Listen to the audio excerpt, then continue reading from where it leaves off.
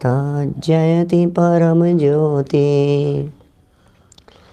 समं समस्तैरनंत पर्यायै दर्पण तलैव सकला प्रतिफलति पदार्थ मालिका यत्र परमागमस्य बीजं निषिद्ध जात्यन्त सिन्दुर्विधानं सकल नैविलसितानां विरोधमथनं नमाम्यनेकान्तम् विरोधमथनं नमाम्यनेकान्तम्।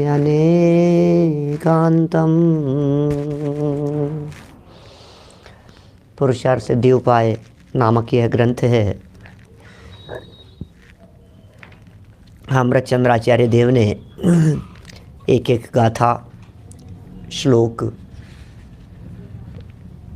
बहुत अंतर की गहराइयों से निकाल कर हमारे सामने यहाँ प्रस्तुत किए हैं।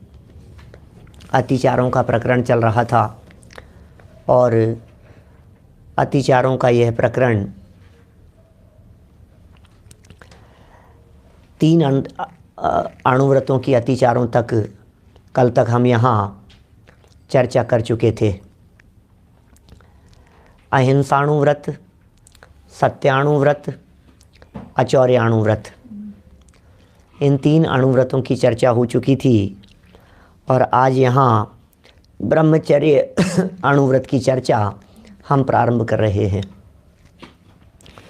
सुंदर प्रकरण है, जीवन के उपयोगी प्रकरण है, सावधानी रखने योग्य है। जीवन में असावधानियाँ कहाँ कहाँ कौन कौन से क्षेत्र में हो जाती है, बहुत विचार करने योग्य है। प्रकरण ब्रह्मचर्य से रिलेटेड है।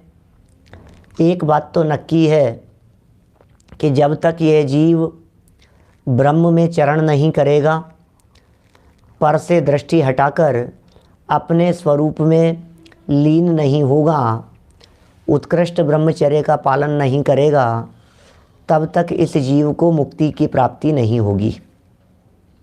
ये तो बिल्कुल 100% सच्ची बात है। इसमें तो किसी की कुछ चलती नहीं है ना। ये तो 100% तो जिनागम की बात है, मूल बात है, असली बात जिसे हम कहेंगे, ये तो वो है सब। देखिए, अब इसी प्रसंग में विशेषकर बाह्य आचरण, बाह्य प्रवृत्तियाँ, बहिरंग जीवन, क्योंकि जिसका अंतरंग अच्छा होता है उसका बहिरंग अच्छा होता है। जिसके अंतरंग जीवन में निर्मलता होती है उसके बहिरंग जीवन में भी निर्मलता और पवित्रता हुए बिना रहती नहीं है। इसलिए आंतरिक पवित्रता की बात कर रहे हैं। अंतर से पवित्रता होगी तो बाहर से भी पवित्रता नियम से हुए बिना नहीं रहेगी। 210 नंबर पेज देखिए, नई पुस्तकों में श्लोक नंबर है 186, 186 नंबर का यह श्लोक है। ब्रह्मचर्य अणुव्रत के 5 अतिचार, संख्या की दृष्टि से सबके 5-5 ही अतिचार बतलाए हैं। गुजराती पुस्तकों में पेज नंबर है 150, 150 नंबर पेज गुजराती में, हिंदी में 210।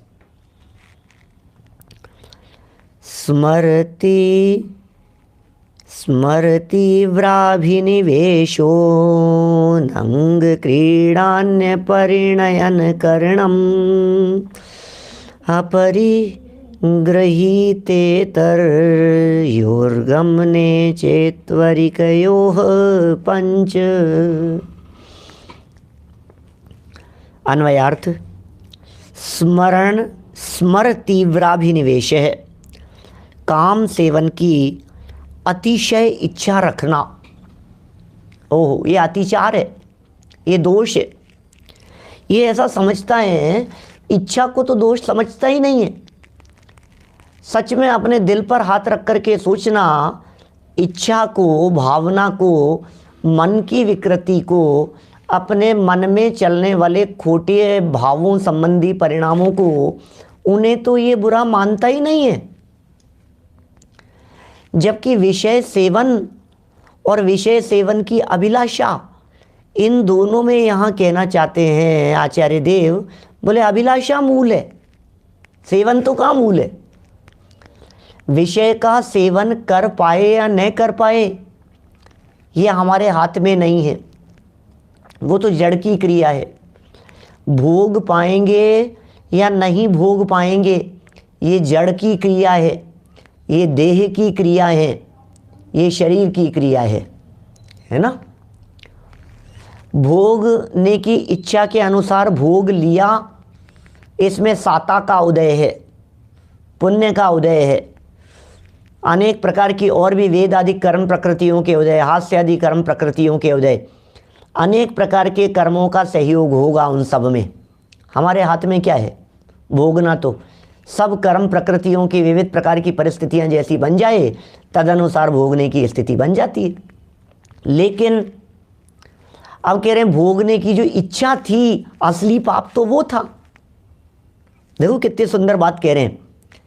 210 नंबर पेज पुरानी पुस्तक में 157 157 नंबर पेज पर अन्वयार्थ का पहला पॉइंट है, अतिचारों का पहला पॉइंट है, माने दोष का पहला बिंदु बतला रहे हैं, गलती का फर्स्ट स्टेप बतला रहे हैं। गलती कहाँ से शुरू हुई, बोले गलती यहाँ से शुरू हुई कि मन में जो तीव्र अभिलाषा है वहाँ से। हमारे जो पंडित जी साहब है ना, टोडरमल जी साहब, वे कहते हैं विषय सेवन में अभिलाषा मूल है। क्या विषय सेवन में अभिलाषा मूल है। अब ये अभिलाषा मूल है का मतलब क्या, अंदर में धारा प्रवाह रूप से विषय सेवन करने की चित्त में धारा बहती रहती है।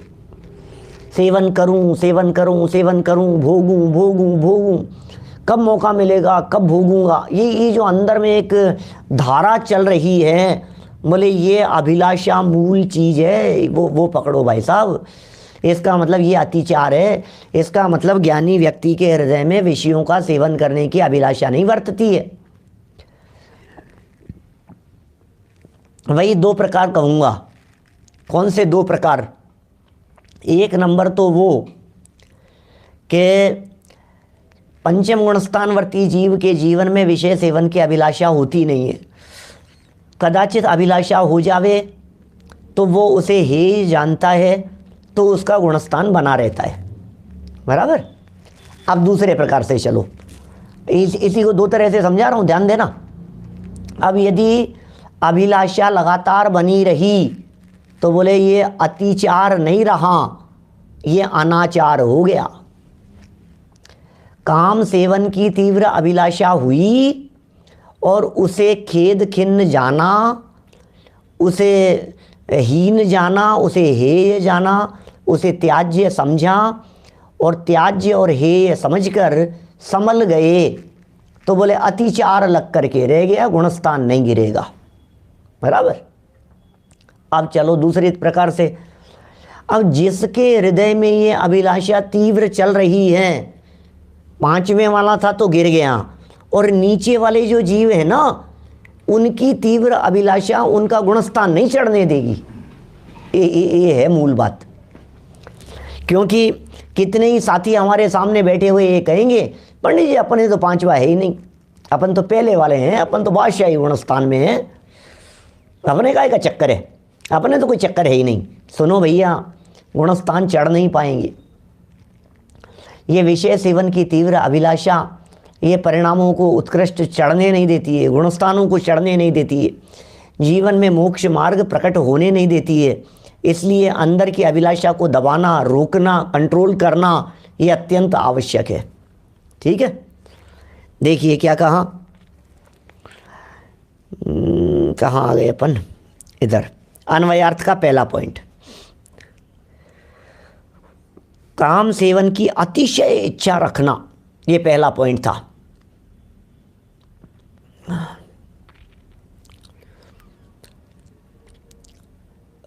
अनंग क्रीड़ा, योग्य अंगों को छोड़कर दूसरे अंगों के साथ काम क्रीड़ा करना, ये भी अतिचार है।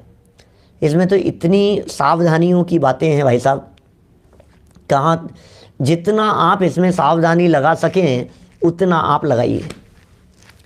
आजकल एक नया फैशन चला है लड़के लड़कियों में हाथ मिलाने का, क्या पहले नहीं होता था, आजकल तो सब फ्रेंड्स हैं, सब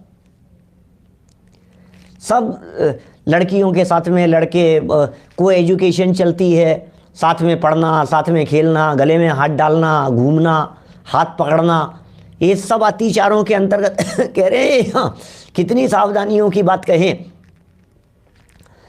क्षत्र चूड़ामणि के अंदर तो एक सूक्ति ही आई थी, अंगार सदृशी नारी नवनीत समाम नरः तत्त सानिध्य मात्रेन द्रवेत पुंसा ही मानसम, ऐसा कह करके। तो इसलिए यहाँ ये कह रहे हैं कि अनंग क्रीड़ा नहीं, छूने मात्र का निषेध समझिए आप, देखने मात्र का निषेध समझिए आप। रत्नकरण श्रावकाचार्य सदासुखदास जी की पंक्ति है, अजमेर में जो अपने पूनमचंद जी लोहाड़िया साहब का जो मंदिर था, वीतराग विज्ञान पुरानी मंडी वाला जो मंदिर है, पूरा का पूरा बहुत सुंदर सुंदर वाक्य बाबूजी ने लिखवाए थे वहाँ। और उन वाक्यों में एक वाक्य था रत्नकरण श्रावकाचार्य का ही वाक्य, और उसमें था सज्जन पुरुषों के नेत्र स्त्रियों को देखकर स्वयमेव ही झुक जाते हैं। बोलो क्या, स्वयमेव ही झुक जाते हैं, देखते नहीं रह सकते, नेत्र वहाँ टिके नहीं रह सकते। ये सब सावधानियों के संदर्भ में बात कह रहे हैं। यहाँ अजमेर मंदिर की बात कह रहा हूँ। देखिए, योग्य अंगों को छोड़कर दूसरे अंगों के साथ काम क्रीड़ा करना, अन्य परिणयन करणम, तीसरा पॉइंट है अन्य परिणयन करणम, दूसरे का विवाह करना। ओह, दूसरे का विवाह करना, क्या कह रहे हैं नरेश जी भाई साहब, क्या दूसरे का विवाह करना, कराना, प्रेरित करना, संबंध करना, संबंध करवाना, प्रेरित ऐसे ऐसी प्रेरणा देते हैं।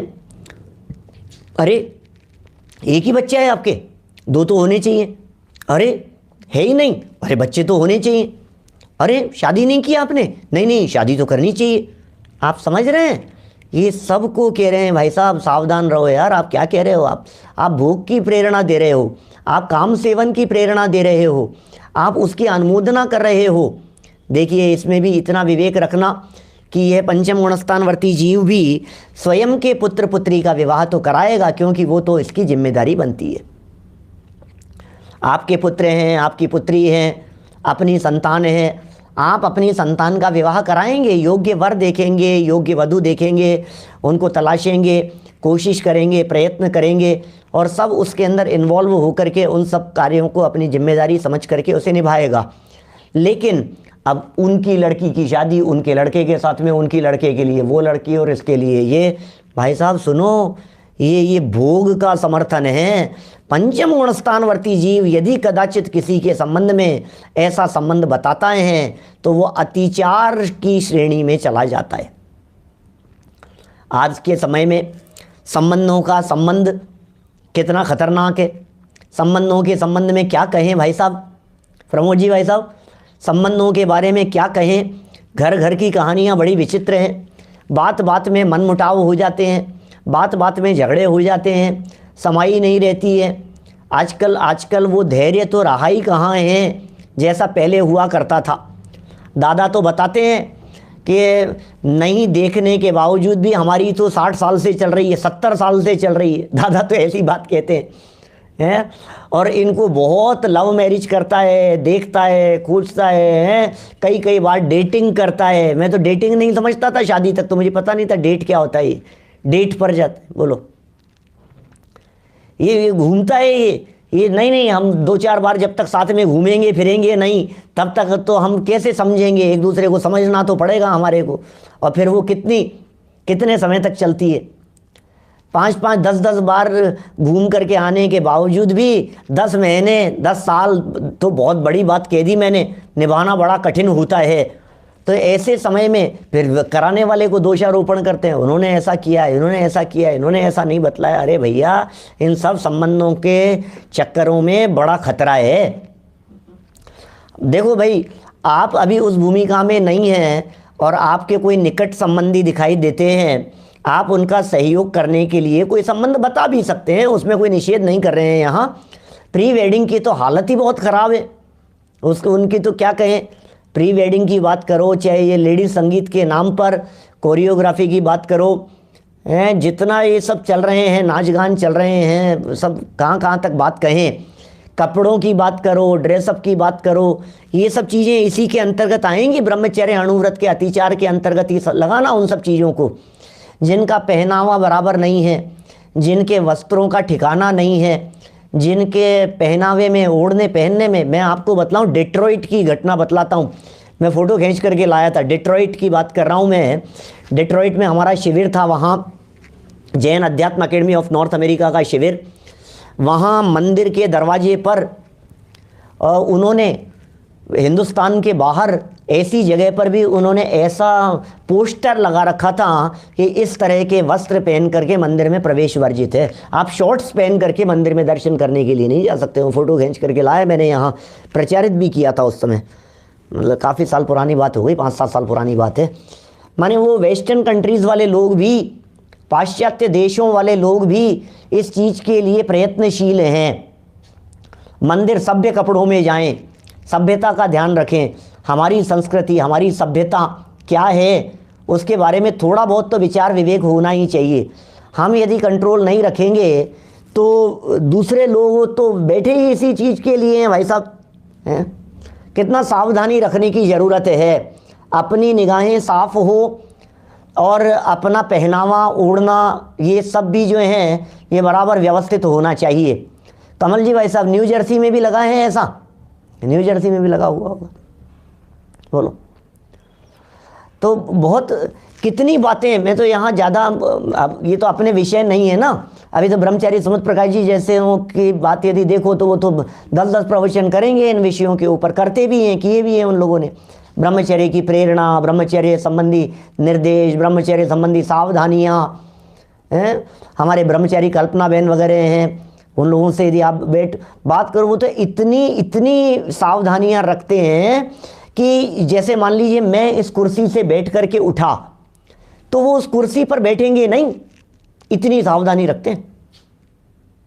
बोलो आप, उसको साफ करके बैठेंगे, कुछ देर के अंतराल के बाद बैठेंगे, क्योंकि मेरे बैठे हुए के ऊपर, उस सीट के ऊपर स्त्री नहीं बैठेगी, स्त्री के बैठी हुई उठने के बाद में उसके ऊपर जेंट्स नहीं बैठेंगे। इतनी लेवल तक सावधानियों की बातें क्या, कहाँ तक कहें अपन। अपनी सावधानी रखना, जितना आप सतर्क रह सको, जितना आप सावधान रह सको, उतना सावधान रहने की चेष्टा करना। ये तो पुरुषों को स्त्रियों से और स्त्रियों को पुरुषों से दोनों तरफा बात है, तो वॉइस वर्सा चलेगी ये चीज़ तो क्या, दोनों तरफा ही लगाना। क्योंकि भैया शील की सुरक्षा, शील बाढ़ नौ राख, शील की रक्षा करना, सुरक्षा करना, ये रत्न हैं।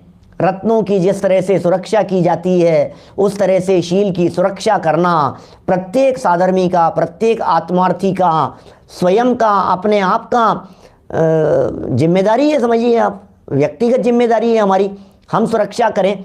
और इसके संदर्भ में नीचे के जो 2 पॉइंट हैं, इन 2 पॉइंट में और विशेष सावधानियों की बात कह दी कि आप ऐसी स्त्रियों के साथ में उठेंगे बैठेंगे नहीं, चर्चा नहीं करेंगे, वार्तालाप नहीं करेंगे, मेल मिलाप नहीं करेंगे, लेन देन नहीं करेंगे, बातचीत नहीं करेंगे जो विषय भोगों को बढ़ाने वाली हो। ऐसा, इस तरह के शब्द हैं ये। इत्वरी का गमन कह करके पुकारा है उसे, परिग्रहिता और अपरिग्रहिता, इत्वरी का, ऐसा कहना चाहते हैं। आप दूर ही रहिए, आप मत रखिए जितना डिस्टेंस। और ये आज की संस्कृति, आज के समय में तो ये जो है ना, मोबाइल, व्हाट्सअप, चैटिंग, फेसबुक हैं, वीडियो कॉलिंग, इन सब ने तो बंटा ढार कर दिया है। क्या करो आप, बोलो आप सचिन भाई, यदि आपको ऐसा लगता है, आपको तो नहीं लगता है, आपकी बात नहीं है, लेकिन यदि लोगों को ऐसा लगता है कि इस तरह की चर्या करने वाले, इस तरह की सोच रखने वाले ये सब बैकवर्ड लोग हैं, तो हमें कोई फर्क नहीं पड़ता है। आपके बैकवर्ड कहने से तो हम बैकवर्ड होते नहीं हैं भैया। बैकवर्ड या फॉरवर्ड क्या, या ये पिछड़ा हुआ व्यक्ति है कि आगे है, ये बात निर्भर करती है आपके विचारों से। आपके विचार कितने उज्जवल हैं। हम ठगाए नहीं जाएं, हम कहीं पीड़ित नहीं हो जाएं। बिजनेस करना, जॉब करना, ये भी बहुत खतरनाक काम है आज के समय में कि नहीं साहब घर का खर्चा नहीं चलता है, क्या करें साहब, ऐसी स्थिति है, ऐसी स्थिति है, हैं? बहुत कठिन काम है। लेकिन सावधानी तो रखें आप। आपका यदि गुजारा चल सकता हो तो आप बिल्कुल दृढ़ संकल्पित रहें कि हमारे घर की महिलाएं ये नौकरी पर नहीं जाएंगी, जॉब के लिए नहीं जाएंगी, क्या काम नहीं करेंगी, बिजनेस नहीं करें। मतलब अब ये घर का बिजनेस संभाल रही हैं, घर में बैठ करके संभाल रही हैं तो अच्छी बात है, जो कुछ भी है पिताजी का सहयोग कर रही हैं, बहुत अच्छी बात है। अपने घर के काम को संभाल रही हैं, घर से संभाल रही हैं, हिसाब किताब मेंटेन कर रही हैं, वो सब ठीक है। लेकिन आप कहीं किसी के यहाँ जाकर के नौकरी करने के लिए जाओ, भाई साहब कहीं सुरक्षित नहीं है। दादा तो इस लेवल पर जाकर के कहते हैं, जब कभी रावण की चर्चा करते हैं तो ऐसा कहते हैं, आज के समय में हम क्या कहें आपसे। एक दिन मैंने शायद, अभी कहाँ चली थी चर्चा, क्षत्र चूड़ामणि के प्रवचनों में कभी किसी दिन चर्चा आई थी, अभी थोड़े दिन पहले। रावण कितना शीलवान, रावण शीलवान था। रावण की कुशील के बारे में सारी दुनिया उसके ऊपर आक्षेप लगाती है, उसके ऊपर उंगलियां उठाती है, रावण जैसा, रावण जैसा, रावण जैसा। अरे किससे रावण की बात कर रहे हो? रावण जैसा शीलवान आज हिंदुस्तान के अंदर एक व्यक्ति नहीं मिलेगा। बड़े बड़े त्यागियों, व्रतियों, तपस्वियों के आश्रम वो सुरक्षित नहीं है। जिस जगह पर आप सशंकित रहेंगे, ऐसा एक घर बतला दीजिए जिस जगह पर हम हमारी बहन को, हमारी पुत्री को सुरक्षित छोड़ सकें। हम जिस जगह पर, जिन लोगों के बीच में, जिस आश्रम में, ऐसा कोई जगह दिखती है आपको? कहाँ है आज? वो सब सुरक्षित नहीं दिखाई देते हैं। सीता 6 महीने रह करके आई थी भाई साहब रावण के यहाँ, मालूम है आपको? मैं एक बात कहता हूँ, 6 महीने सीता वहाँ रह करके आई और सीता की अग्नि परीक्षा से सीता की वो शीलवती थी सीता। इस सीता की शीलवती में तो किसी को कोई शंका नहीं है ना, कोई संशय नहीं है ना। सीता माता तो शीलवती थी, शीलवती सीता माता। अग्नि परीक्षा से प्रूफ भी हो गया। अग्नि परीक्षा से अकेले सीता माता की पवित्रता ही सिद्ध नहीं हुई, उस अग्नि परीक्षा से रावण की निर्दोषता भी सिद्ध हो गई। क्या सीता यदि परम पवित्र थी तो सीता माता की पवित्रता कायम रखने में रावण जैसे के व्यक्तित्व का कितना बड़ा हाथ है, आप वो क्यों नहीं सोचते हैं? 3 खंड का अधिपति प्रतिनारायण है, प्रतिनारायण के पद पर रहता हुआ, जहाँ उसको कोई रोकने वाला नहीं है, कोई उसके ऊपर उंगली उठाने वाला नहीं है। यहाँ तक कि उसकी जो पटरानी मंदोदरी, वो उसका सपोर्ट करने के लिए तक तैयार है। ऐसी स्थिति में भी अब वो यदि सीता माता का शील सुरक्षित है तो इसका मतलब रावण का भी शील सुरक्षित सिद्ध होता है। रावण भी शीलवान था, ये बात सिद्ध होती है। हम तो रावण के ऊपर उंगलियां उठाते हैं। यहाँ कितनी सुंदर बात कह रहे हैं, सावधान रहो आप, ऐसी स्त्रियों से सावधान रहो, ऐसे पुरुषों से सावधान रहो, ऐसे व्यक्तियों से सावधान रहो, उनसे दूरी बना करके रहो, उनसे डिस्टेंस मेंटेन करो, ज़्यादा वार्तालाप मत करो। ये आगे वाले पॉइंटों की चर्चा कर रहा हूँ, मैं पढ़ देता हूँ। देखिए अभी तो अन्वयार्थी पढ़ रहे हैं अपन, बात तो वही है। चाहे अन्वयार्थ रख कर सामने रख करके चर्चा कर लो, चाहे टीका पढ़ करके चर्चा कर लो, शब्द तो वही है। देखिए क्या कह रहे हैं, अन्य परिणयन करणम, दूसरे का विवाह करना, दूसरे का विवाह करना, है ना बात। च माने और, अपरिग्रहीते तरयोः, कुंवारी अथवा विवाहित, कुंवारी स्त्री हो, अनमैरिड हो या विवाहित स्त्री हो, इत्वरिकयोः, व्यभिचारिणी स्त्रियों के पास, ये इत्वरिकयोः का अर्थ किया है रत्नकरण श्रावकाचार में। देखिए अभी मैंने रत्नकरण श्रावकाचार अजमेर की चर्चा कही थी ना आपसे, उसी रत्नकरण श्रावकाचार, क्योंकि सदासुखदास जी ने अजमेर में भी बहुत काम किया।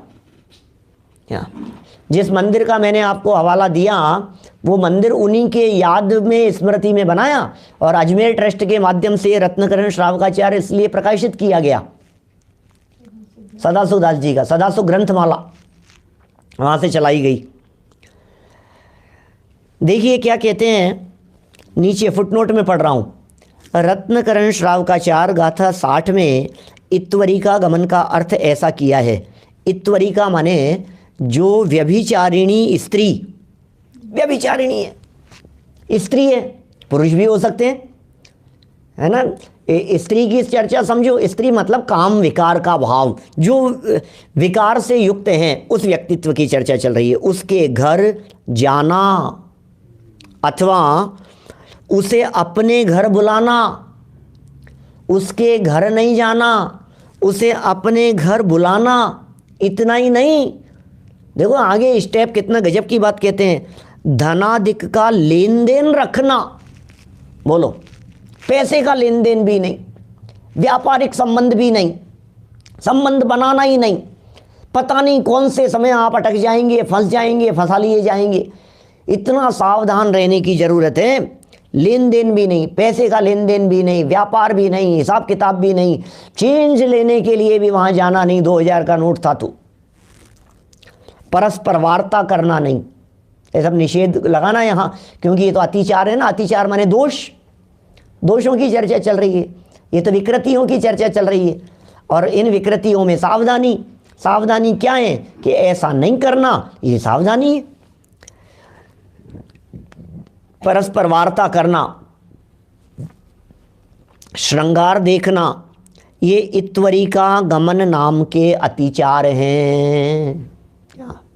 ये इत्वरिका गमन शब्द के नामक अतिचार की बात कही।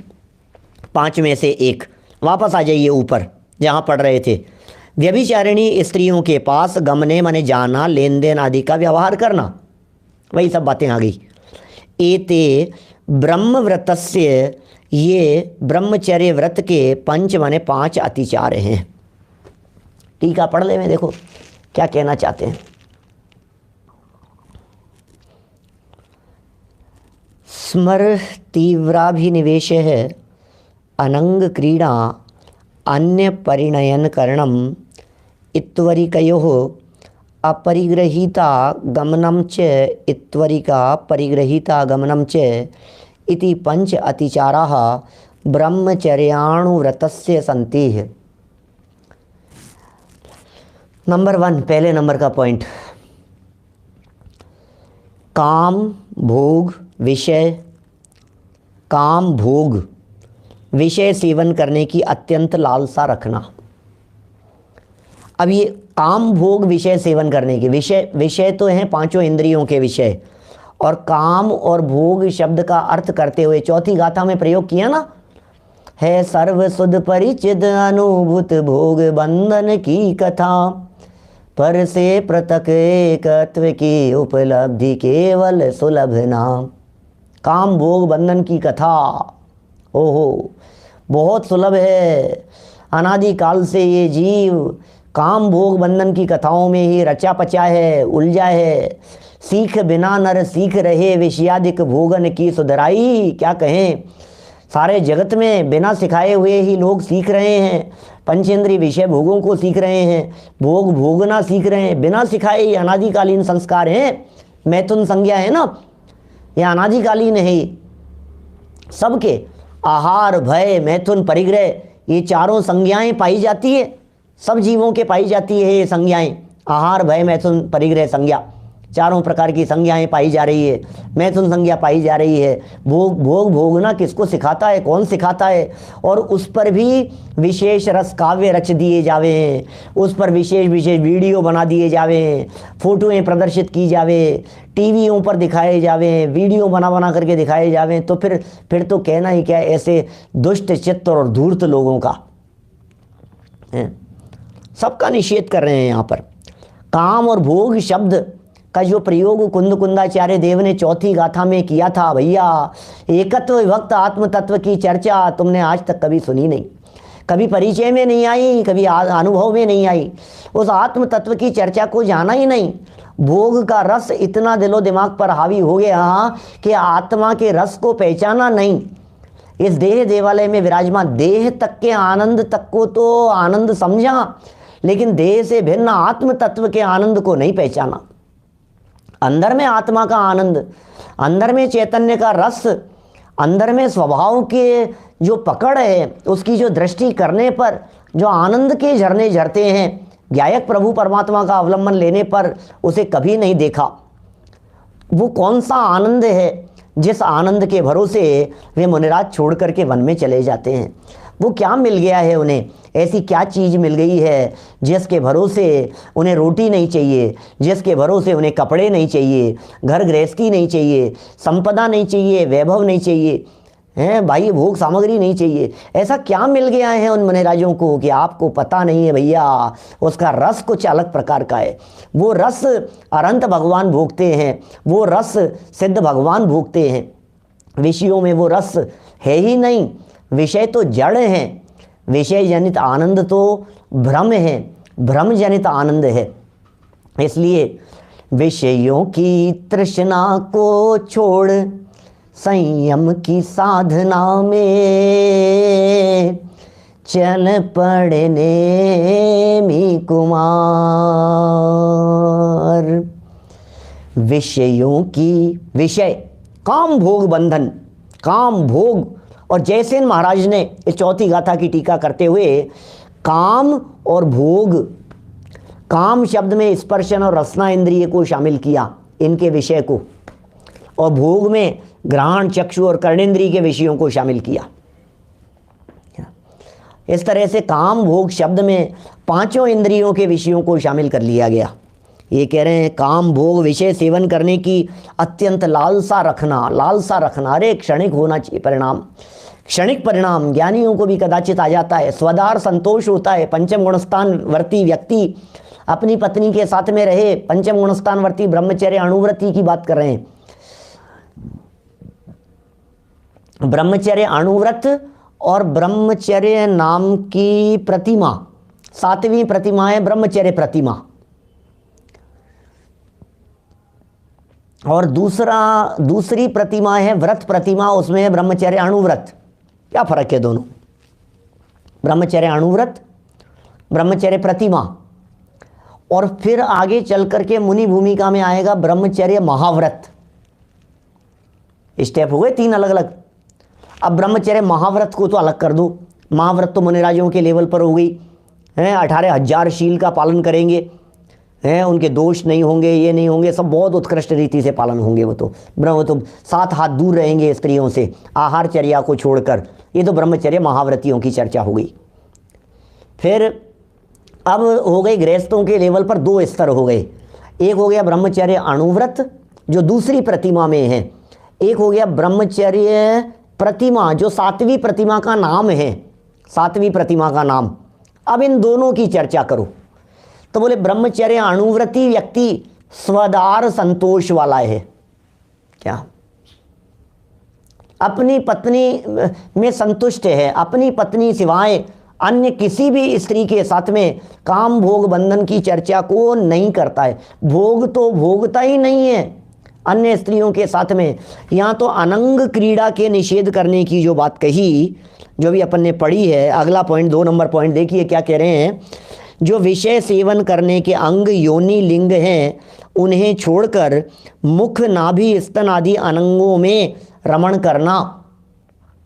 इन्होंने तो बहुत बड़े लेवल पर बात कह दी। मैं तो कहता हूँ हाथ पकड़ना इतना मात्र भी अतिचार है। क्या? हाथ पकड़ करके आप यदि बढ़ रहे हैं पर स्त्री के साथ में तो वो भी अतिचार की श्रेणी में चला जाता है, उसका भी निषेध है। सावधानियों की बातें, सावधानी अपनी, सुरक्षा भी अपनी, और तो क्या है? क्या किस किस की सावधानी की बात करें, किसकी सुरक्षा की बात करें? क्या? तो ये 2 हो गया। ये देखिए क्या कह रहे हैं। फिर 3 नंबर का पॉइंट, दूसरे के पुत्र पुत्रियों का विवाह करवाना या करना। ये भी वही हो गया, दूसरे के पुत्र पुत्र। देखो कितना स्पष्ट शब्दों में कह दिया, दूसरों के। इसका मतलब कोई व्यक्ति अभी चौथा गुणस्थान भी नहीं है, अभी पहला गुणस्थान है, और अभी वो फ्री हो गया है, मान लो कोई व्यक्ति, वो ये कहता है नहीं मैं तो नहीं कराऊंगा, मैं तो बच्चों की शादी हमारे कौन ये कराते रहेंगे, मैं नहीं उलझता इन सब चीज़ों में। भैया तेरा गुणस्थान कौन सा है ये बता, अभी ये तेरी जिम्मेदारी है। अपने बच्चों के विवाह आदि प्रसंगों में उनको बराबर व्यवस्थित रीति से वे सेटल हो जावें, उनके विवाह हो जाएं, उनकी गृहस्थी बराबर चले, इन सब की जिम्मेदारी है एक गृहस्थ व्यक्ति की, अपने बच्चों के विवाह आदि करवाने की, उनकी योग्य वर तलाशने की।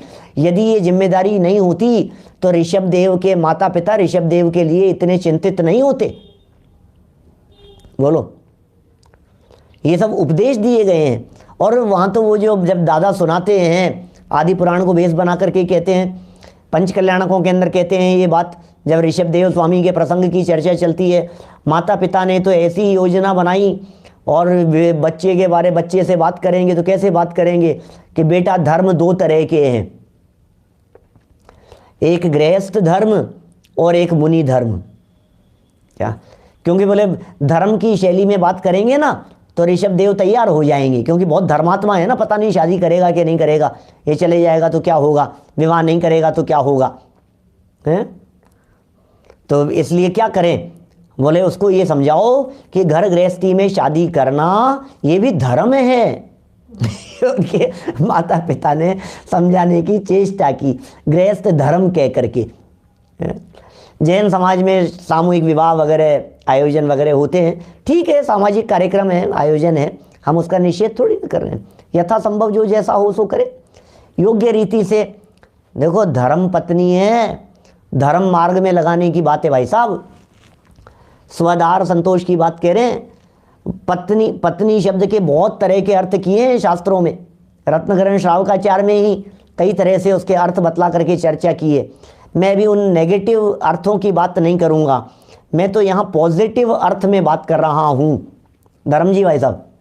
ये मैं तो पॉजिटिव बात कर रहा हूँ कि ये पत्नी धर्म पत्नी है। पत्नी के पहले यदि धर्म लग गया है तो इसका मतलब ये है कि वो असली पत्नी है, सच्ची पत्नी है, एकमात्र पत्नी है, वो धर्म पत्नी है। दुनिया के किसी भी रिश्ते में यदि धर्म शब्द पहले लग जाता है तो इसका अर्थ यह होता है कि वो असली नहीं है। देखो पत्नी के साथ में लगाया ये मेरी धर्म पत्नी है, और भाई के साथ में लगाया ये हमारे धर्म के भाई है, धर्म भाई है, तो क्या मतलब हुआ? ये हमारे धर्म पिता हैं, क्या मतलब हुआ? धर्म की माता, धर्म माता है, क्या मतलब हुआ? इसका मतलब सच्ची नहीं है, इसका मतलब असली नहीं है उल्लास भाई। मतलब दुनिया के किसी भी रिश्ते में जहां धर्म लगा दिया गया, ये धर्म के भाई हैं, धर्म के भाई हैं मतलब सगे भाई नहीं है, सगे नहीं है, ये बतलाने के लिए धर्म लगाया है। और पत्नी के पहले धर्म लगाया है तो क्या ये सगी नहीं? अरे ये सच्चा बतलाने के लिए लगाया है, ये धर्म मार्ग पर लगाने वाली है। धर्म मार्ग में साथ देने वाली हो तो वो धर्म पत्नी है। और शादी करने के बाद, विवाह हो जाने के बाद कोई व्यक्ति धर्म को भूल न जाए, इसलिए बार बार में याद दिलाते हैं। विवाह की शुरुआत देव दर्शन से करते हैं, विवाह का समापन, अब अलग अलग जगह पर अलग अलग क्षेत्रों में अलग अलग तरह की परंपरा होगी, लेकिन हमारे यहाँ की तो परंपरा इसी प्रकार की है कि 7 फेरे पड़ जाने के बाद पहला काम जिनेंद्र देव के दर्शन करने के लिए जाना होता है। बोलो, सोचो जरा, पहला काम है जिनेंद्र देव के दर्शन के लिए जाओ आप। शादी होते ही सबसे पहले, क्या सबसे पहले आप। और सुनो, शादी का कार्यक्रम शुरू हुआ, लगन वगन और जो भी जहाँ से जब से शुरू होता है, तो वो सारी विधि होती है देव दर्शन से। माने पहले भी देव दर्शन, बाद में भी देव दर्शन, फेरे लिए वो भी देव शास्त्र गुरु की साक्षी में मंत्रोच्चार पूर्वक, सब जगह पर धर्म धर्म की चर्चा, और तब जाकर के वो जो पत्नी बनी है वो धर्म पत्नी बनी है। क्या? और ये सारे आयोजन के अंदर शुरू में, आखिरी में, बीच में, सब जगह पर धर्म धर्म धर्म। ये कहना चाहते हैं भैया धर्म मत भूल जाना, ये है बात, धर्म नहीं भूल जावे। बहुत जगह पर यही परंपरा हुई। तो मैं कोई मेरे घर की परंपरा थोड़ी ना कह रहा हूँ फेरों के बाद में दर्शन करने जाने की। मालवा में भी यही परंपरा बतला रहे हैं क्या, शादी से पहले विधान वगैरह करते हैं, जगह जगह इस तरह की परंपराएं चलती है, सब ऐसा ही है। कई लोगों के लिए नई बात हो सकती है, लेकिन हम तो देखते हैं जगह जगह ऐसा। दिल्ली में भी ऐसा ही होता है, लो दिल्ली में ऐसा होता है, मालवा में ऐसा होता है, राजस्थान में, जयपुर में, हम बतला ही रहे हैं, समाज में सब जगह जगह इसी तरह का होता है। फेरे हो जाने के बाद में पहले, अरे मध्य रात्रि के फेरे जिनके होते हैं ना, उनको भी आधी रात को मंदिर ले जाते हैं बोलो दर्शन कराने के लिए। वैसे रात्रि में फेरों की परंपरा हमारे यहाँ जैन परंपरा नहीं है, क्योंकि देवशास्त्र गुरु की पूजन होती है ना, तो पूजन रात्रि में नहीं होती, हमारे यहाँ दिन में पूजन की जाती है। तो रात्रि में जब पूजन नहीं कर सकते तो रात्रि में फेरे कैसे कर सकते हैं। अब कह रहे गलत डायरेक्शन में अपनी गाड़ी घूम रही है, इसलिए उस तरफ नहीं जाएं। यहाँ तो ब्रह्मचर्य अणुव्रत संबंधी चर्चा है, सावधानियां रखने के संदर्भ में बात कह रहे हैं। देखिए, दूसरे पुत्र पुत्रियों का विवाह करवाना या करना, यह भी अतिचार है। 4 नंबर, व्यभिचारिणी वेश्या अथवा कन्या इत्यादि के साथ लेन देन आदि रखना, आदि व्यवहार रखना, वार्तालाप करना। व्यभिचारिणी है, कोई वैश्य आदि है, और कोई कन्या है इस तरह की जो खूब कुशील व्यभिचार में पारंगत हैं, लोगों को फंसाने वाले दिखाई देते हैं, जिनका नाम खराब है, जो बदनाम हैं, उनसे दूर रहने की कह रहे हैं।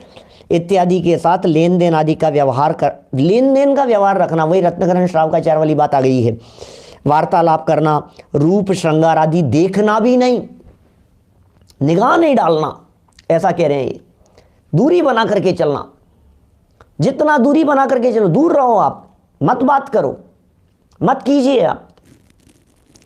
देखिए 5 नंबर, व्यभिचारिणी विवाहित स्त्री। अब ये व्यभिचारिणी 2 तरह की बतला दी इन्होंने।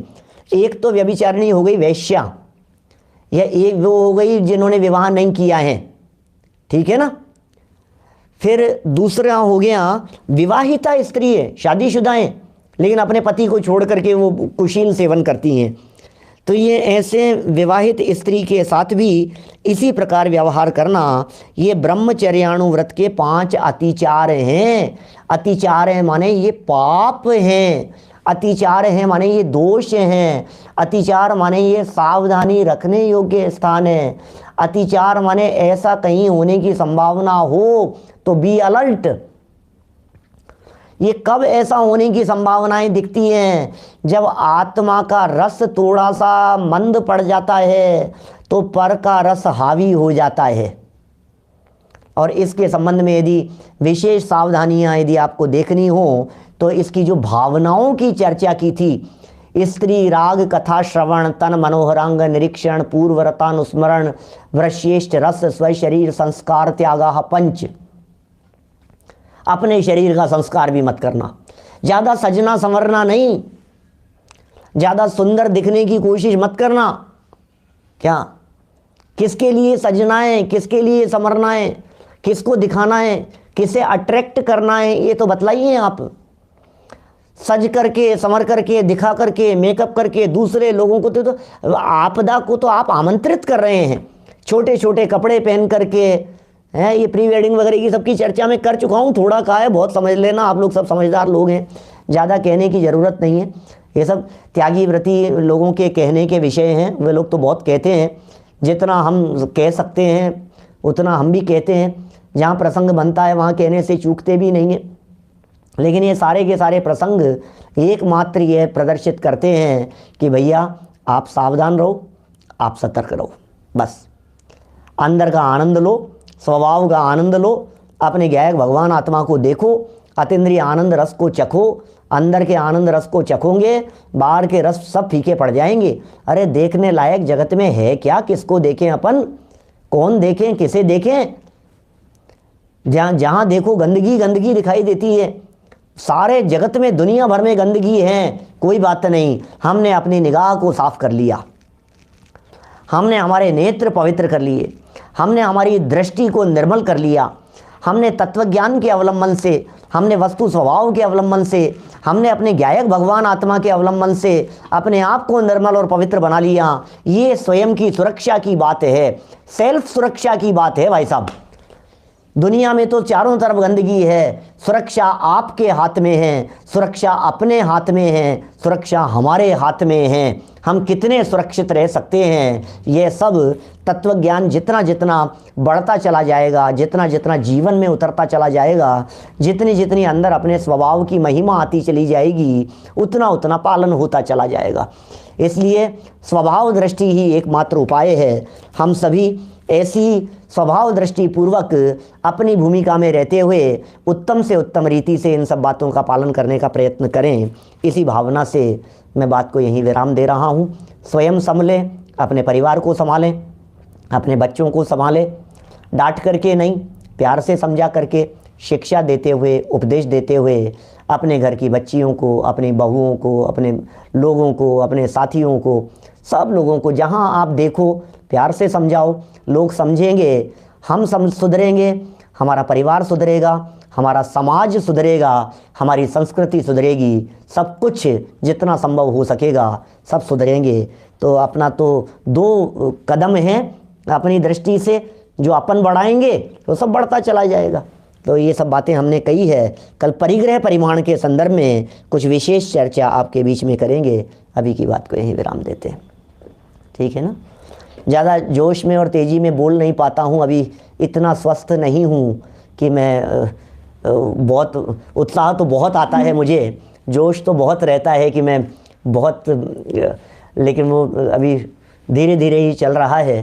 तो अभी है प्रभाव कुछ इसी तरह का है, लेकिन सुधर रही है स्थिति, है ना, चिंता का विषय नहीं है। जिनवाणी स्तुति।